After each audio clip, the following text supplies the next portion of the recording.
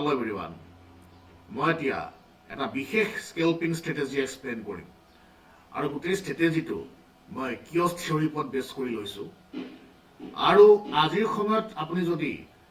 Gold trading কৰে, crude oil trading কৰে, বা ইথেৰিয়াম ট্ৰেডিং কৰে, বিটকইন ট্ৰেডিং কৰে বা ক্ৰিপ্ট'কাৰেঞ্চি ট্ৰেডিং কৰে, স্কেলপিং কৰাটো অতি প্ৰয়োজন।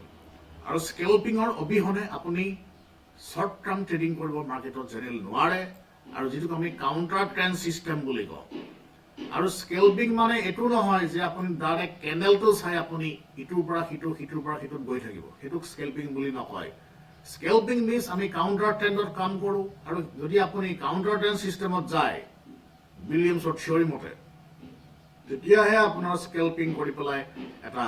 ধুনীয়া প্ৰফিট হ'ব। কিন্তু যদি আপুনি ডাইৰেক্ট কেণ্ডেলটো চাই পেলাই আপ ডাউন গৈ থাকে, তেতিয়া কিন্তু আপোনাৰ স্কেলপিঙত প্ৰফিট নহয়। এতিয়া মই এক্সপ্লেইন কৰি আছো আপুনি কেনেকে কাউণ্টাৰ ট্ৰেণ্ড স্কেলপিং কৰিব। এতিয়া কাউণ্টাৰ ট্ৰেণ্ড স্কেলপিং কৰিবলৈ হ'লে ফাৰ্ষ্ট আমি এই চিষ্টেমটো এপ্লাই কৰিব লাগিব, ফ্ৰেক্টেল কিয়ছ বেণ্ড। আৰু এই চিষ্টেমটোত ফ্ৰেক্টেল ইণ্ডিকেটৰৰ লগত এটা বেণ্ড ফৰ্মেশ্যন ডিটেক্ট হয়। আপোনালোকে দেখা পাইছে মোৰ স্ক্ৰীনত ফ্ৰেক্টেল ইণ্ডিকেটৰ লগত এটা বেণ্ড ফৰ্মেশ্যন ইয়াত ডিটেক্ট হয়, এইটোক কয় ফ্ৰেক্টেল কিয়ছ বেণ্ড। আৰু এই ফ্ৰেক্টেল কিয়ছ বেণ্ডৰ যদি আপোনালোকে এই চিষ্টেমটো ভালকে বুজি পায়, স্কেলপিংটো কৰি আপোনালোকৰ এটা ধুনীয়া প্ৰফিট হ'ব। কিন্তু মই আকৌ কৈছো ফাইনেন্সিয়েল মাৰ্কেটটো কিন্তু অভাৰনাইট মিলিয়নাৰ গেম নহয়। স্কেলপিং কৰিবলৈ হ'লে আপুনি এজন ট্ৰেইন প্লেয়াৰ হ'ব লাগিব। যদিও মই কৈছো এই কথাটো, তাৰ উপৰি কিন্তু ইয়াত বহুত কিছুমান হিডেন চিক্ৰেট আছে, যিবিলাক কথা মই পিছত লাহে লাহে এক্সপ্লেইন কৰিম।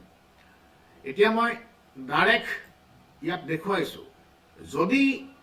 কিবা কেণ্ডেল ফৰ্মেশ্যন এই বেণ্ডটো ক্ৰছ কৰি বাহিৰত গুচি আহে, তেতিয়া মাৰ্কেটটো কনচিষ্টেণ্টলি ডাউন ট্ৰেণ্ডত থাকে। আৰু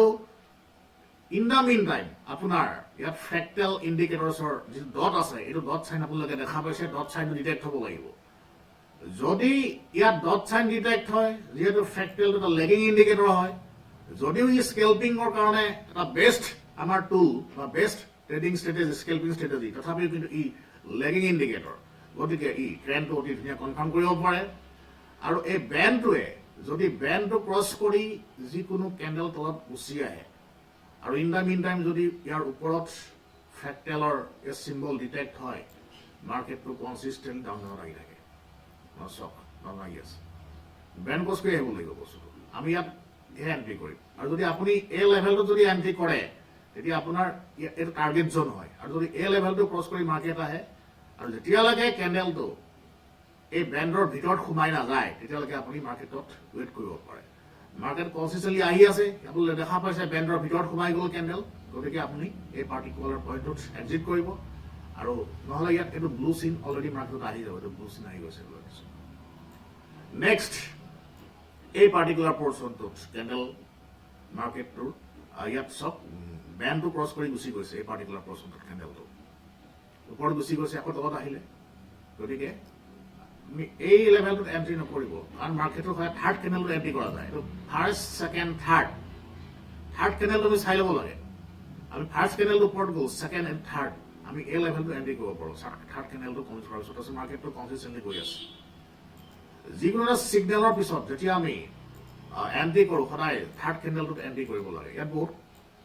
এটা চাইকলজিকেল পইণ্ট আছে, আমি কিহৰ কাৰণে থাৰ্ড কেণ্ডেলটো এণ্ট্ৰি কৰোঁ, এটা চাইকলজিকেল পইণ্ট এটা আছে। ঠিক তেনেকে আপোনালোকে ইয়াত চাব, এই পাৰ্টিকুলাৰ পৰ্চনটোত এই কেণ্ডেলটো আমাৰ ফ্ৰেক্টেল বেণ্ডৰ বাহিৰত গুচি গৈছে, গতিকে মাৰ্কেটটো কনচিষ্টেণ্টলি ওপৰত গৈ আছে। আৰু যেতিয়াই ইয়াৰ ভিতৰত কেণ্ডেলটো সোমাই গুচি আহিব, সেইটো আপোনালোকক এক্সিট কৰি দিব। আৰু আমাৰ লগত যিহেতু এইবিলাক এটা এলগৰিদম চিষ্টেমো আছে,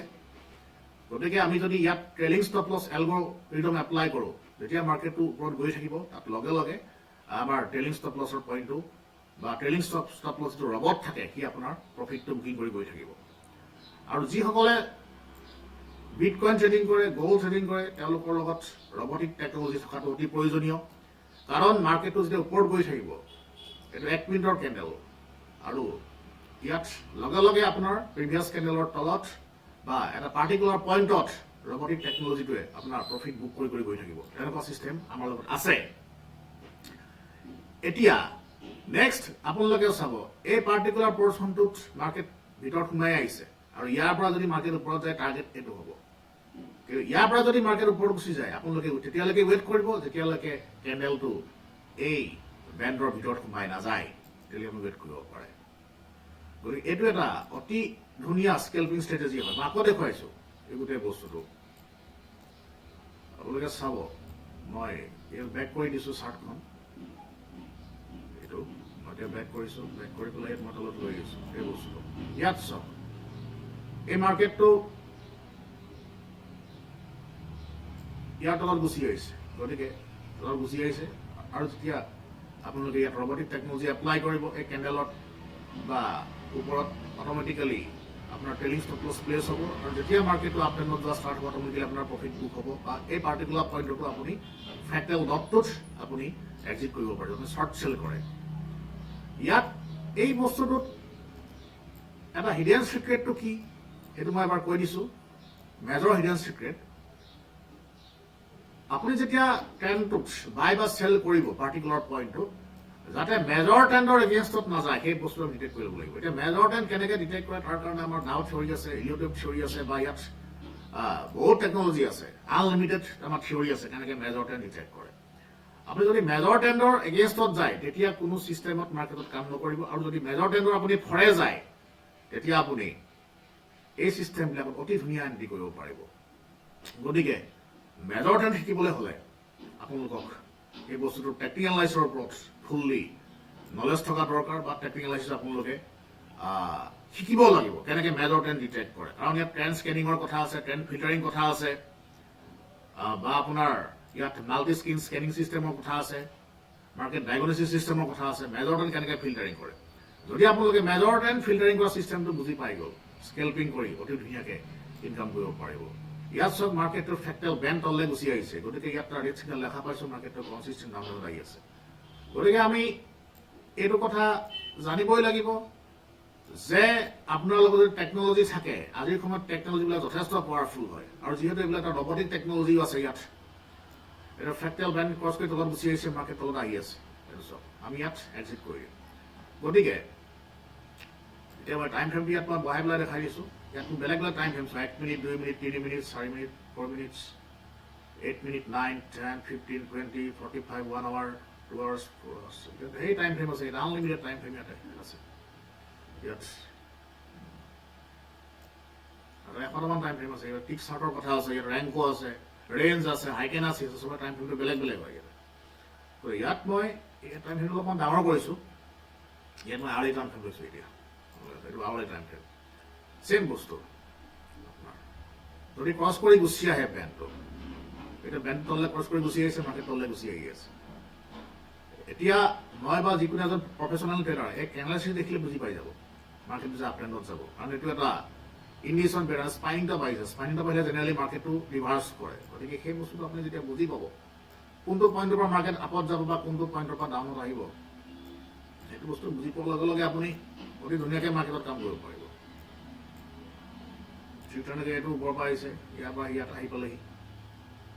এই বেণ্ডটোৰ ভিতৰত মাৰ্কেটটো জেনেৰেলি ঘূৰি থাকে যদি ৰেজ অন মাৰ্কেট হয় কিন্তু যদি বেণ্ডটো ওলাই গুচি যায় মাৰ্কেটত ট্ৰেণ্ডিং ফেজত আহে গতিকে আপুনি যদি এক্সপিৰিয়েঞ্চ প্লেয়াৰ হয় তেতিয়া বেণ্ডটোৰ ইয়াৰ পৰা ইয়ালৈকে আপুনি টাৰ্গেট লগাব পাৰে কিন্তু যদি আপুনি মাৰ্কেটটো ওপৰত যোৱা বা মাৰ্কেটটো বেণ্ডৰ বাহিৰত গুচি অহা দেখা পায় তেতিয়া আপুনি আমি যদি টাৰ্গেটটো এপ্লাই নকৰোঁ তেতিয়া আমি কি কৰোঁ মাৰ্কেটটো তললৈ আহি আছে আমি ট্ৰেইলিং ষ্টপ লছৰ ৰবটিক টেকনলজি এপ্লাই কৰোঁ আৰু যেতিয়া মাৰ্কেটটো বেণ্ডৰ ভিতৰত সোমাব তেতিয়া আমি লগে লগে এক্সিট কৰোঁ এইটো এটা অতি ধুনীয়া ট্ৰেডিং ষ্ট্ৰেটেজি হয় কিন্তু মই আকৌ কৈছোঁ যে ফাইনেন্সিয়েল ট্ৰেডিংটো কোনো অভাৰনেট মিলিয়নৰ গেম নহয় আৰু এইবিলাক কাম কৰিবলৈ হ'লে আপোনালোকে টেকনিকেল এনালাইচিছটো ভালকৈ শিকিব লাগিব এতিয়া মই দিয়া ষ্ট্ৰেটেজিটো লৈ পেলাই মই ট্ৰেডিং কৰিব পাৰিম বা যিকোনো এজন প্ৰফেচনেল ট্ৰেডাৰে কিন্তু অতি ধুনীয়া ট্ৰেডিং কৰিব পাৰিব আৰু এইবিলাক হৈছে ফাইনেন্সিয়েল ট্ৰেডিঙৰ বা যিটো আমাৰ চায়েন্স আছে চাইণ্টিফিক টেকনিকেল এনালাইচিছৰ এটা এটা সৰু সৰু ষ্ট্ৰেটেজি হয় কিন্তু ইয়াৰ মেইন থিয়ৰী হৈছে আমি মেজৰ ট্ৰেণ্ড ফিল্টাৰিং কৰিব পাৰিব লাগিব আৰু মেজৰ ট্ৰেণ্ড ফিল্টাৰিংটো যেতিয়ালৈকে আপুনি কৰিব নোৱাৰে তেতিয়ালৈকে কিন্তু এই বস্তুবিলাক আপুনি এই বস্তুবিলাকত শিকাটো আপোনাৰ যথেষ্ট ক্ৰিটিকেল হ'ব গতিকে আমি মেজৰ ট্ৰেণ্ড ফিল্টাৰিং কেনেকৈ কৰোঁ সেইবিলাক চিষ্টেমো জনা উচিত গতিকে যিসকলে মেজৰ ট্ৰেণ্ড ফিল্টাৰিং বা স্কেনিং চিষ্টেম শিকিব বিচাৰে তেওঁলোকে মোক যোগাযোগ কৰক আৰু আপোনালোকে যদি মেজৰ ট্ৰেণ্ড স্কেনিং চিষ্টেমটো জানে তেতিয়া এইবিলাক চিষ্টেমত অতি ধুনীয়া এটা প্ৰফিট হয় গতিকে আপোনালোকে মোক ফাইনেন্সিয়েল ট্ৰেডিং সম্পৰ্কে যিকোনো কুৱেশ্যন থাকিলে সুধিব পাৰে আৰু এইটো এটা আজিৰ সময়ত প্ৰচলিত বহুত পাৱাৰফুল ট্ৰেডিং ষ্ট্ৰেটেজি যিটোক আমি স্কেলপিং ষ্ট্ৰেটেজি বুলি কওঁ আৰু বহুতে কাউণ্টাৰ ট্ৰেণ্ড বুলিও কয় আৰু মই মেইনলি এইটো কিয়ছ থিয়ৰী বুলি কওঁ কাৰণ এইটো বস্তুটো কিয়ছ থিয়ৰীৰ ওপৰত বেছ কৰিবলৈ বনাইছে আজি মই এইখিনিয়ে ক'লোঁ নেক্সট মই আকৌ লগ পাম আৰু ফাইনেন্সিয়েল ট্ৰেডিঙৰ কিছুমান অত্যাধুনিক ষ্ট্ৰেটেজি এক্সপ্লেইন কৰিম thank you have a great day